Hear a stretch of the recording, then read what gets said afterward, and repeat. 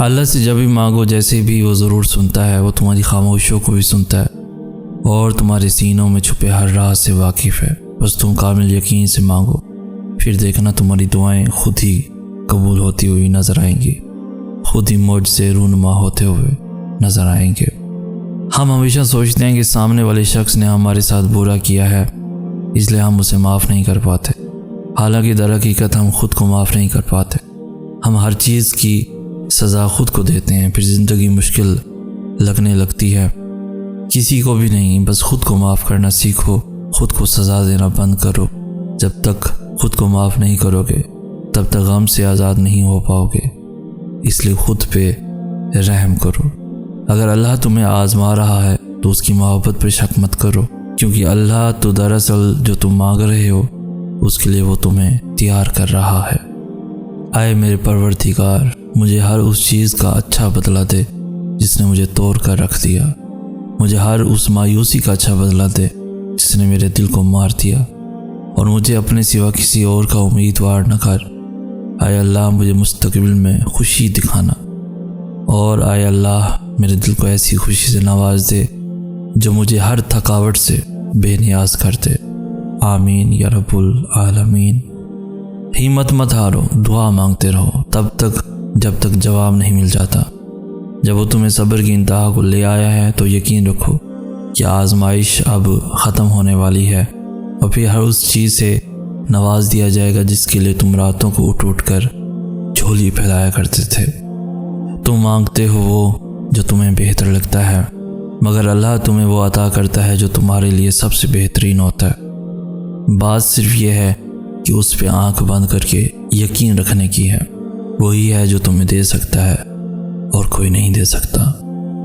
اللہ فرماتا ہے، میں کسی بھی جان کو اس کی طاقت سے زیادہ نہیں آزماتا ہوں۔ جہاں میرے بندے کی ہمت ختم ہو جاتی ہے وہاں اس کی آزمائش بھی ختم ہو جاتی ہے۔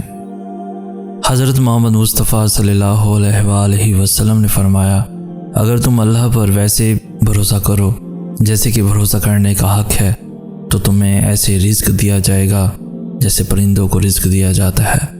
وہ صبح خالی پیٹ نکلتے ہیں اور شام کو پیٹ بھر کر واپس آتے ہیں۔ تم سب کچھ جان جاؤ گے، ہر حقیقت سے، ہر راز سے پردہ اٹھ جائے گا، اور پھر تم خوش ہو جاؤ گے، تمہارا دل پرسکون ہو جائے گا۔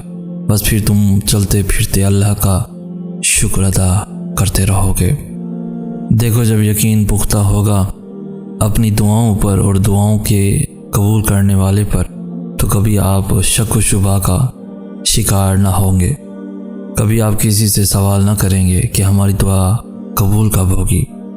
اللہ پر یقین رکھنے والوں کو اپنی مانگی ہوئی دعاؤں پر بہت یقین ہوتا ہے، کیونکہ ان کا یقین دعا کا اختیار دینے والے پر پختہ ہوتا ہے۔ دیکھو، اللہ نے چاہا جبھی تو ہمارے ہاتھ اس کی بارگاہ میں اٹھے ہیں نا، تو یقین بھی رکھیں اپنی دعاؤں پر۔ یقین والوں کی دعائیں رد نہیں ہوتی۔ پتہ ہے سب کو کیا کرنا چاہیے؟ صبح اٹھتے ہی اللہ کا شکر ادا کریں جس نے تمام رات نہ جانے کتنی بلاؤں اور بیماریوں سے بچائے رکھا، اور تندرستی اور صحت کے ساتھ ایمان کی حالت میں بستر سے نیند سے اٹھایا اور ایک نیا اور خوبصورت دن دکھایا۔ ہائے کتنا مہربان ہے میرا رب کہ ہر نئے دن کے ساتھ نئی خوشیاں دے دیتا ہے، ہمیں یہ دکھانے کے لیے کہ میں موجود ہوں، میں طاقتور ہوں، میں رحیم ہوں، میں غفور بھی ہوں، میں کریم بھی ہوں، اور وہ رب کسی کے ساتھ زیادتی نہیں ہونے دیتا۔ معجزے تب ہوتے ہیں جب تم نے جو دروازہ چنا ہے وہ بند نظر آ رہا ہوتا ہے، پھر بھی تمہارے دل کو ایک اطمینان ہوتا ہے کہ راستہ چاہے اللہ کا چنا ہوا لیکن وہ منزل تمہاری پسند کی ہی چنتا ہے۔ ایسا خوبصورت تعلق جو مومن کا اپنے رب کے ساتھ ہے، جس کی بنا پر وہ ہر مصیبت، غم، پریشانی میں اپنے رب سے خیر کی امید نہیں چھوڑتا، جس کی بدولت اس کی پریشانی اپنی اصل شکل سے بہت چھوٹی اور تھوڑی رہ جاتی ہے۔ اور کیوں نہ ہو کوئی ذات اتنی با اختیار اور پاورفل ہو سکتی ہے جتنا رب العزت ہے، تو وہ ذات بار بار قرآن کریم میں یہ یقین دلا رہی ہے کہ اللہ کے سوا نہ کوئی تمہارا دوست ہے نہ کوئی مددگار، ایسا دوست اور ایسا مددگار جو ہر وقت، ہر لمحہ، چاہے حالات کیسے بھی ہوں، ہر جگہ تمہارے ساتھ ہے، اور کبھی ساتھ نہیں چھوڑتا۔ نیک تو نیک اگر انسان گنہگار ہو پھر بھی مدد کے لیے تیار ہے۔ وہ ایسا دوست ہے چاہے کتنی بھی غلطیاں کر لو دھتکارتا نہیں، صرف 2 ندامت کے آنسو بہا لو تو سب معاف کر دیتا ہے۔ ماضی کے تانے بھی نہیں دیتا، نہ اپنے بندوں کو رسوا کرتا ہے اور ان کو اپنی رحمت کے دامن میں سمیٹ لیتا ہے۔ تو شرط یہ ہے کہ بندے تو اپنے رب پر ایسا گمان رکھ اور یقین کے ساتھ اس پر ڈٹ جا، میرے رب کی مثل کوئی ہے ہی نہیں، اور ایسی ہی ذات بھروسے کے قابل ہے جو ہر لمحہ ہر ایک کی فریاد سن بھی رہا ہے اور ہر ایک کو دیکھ بھی رہا ہے۔ اور جب اللہ نے تمہیں نوازنا ہوتا ہے پھر وہ تمہارے ماضی کو نہیں ٹٹولتا، وہ بس مقدر کے لکھے پنوں کو دھو دیتا ہے، ان لکھی کہانیوں کو موڑ کر پھر سے تمہارے ایک ندامت کے آنسو سے نئی کہانی بو دیتا ہے۔ اللہ پاک نے قرآن پاک میں فرمایا، اے ایمان والو اپنے آپ کو اور اپنے گھر والوں کو اس آگ سے بچاؤ جس کا ایندھن انسان اور پتھر ہوں گے، اس پر سخت کڑے مزاج کے فرشتے مقرر ہیں جو اللہ کے کسی حکم میں اس کی نافرمانی نہیں کرتے اور وہی کرتے ہیں جس کا انہیں حکم دیا جاتا ہے۔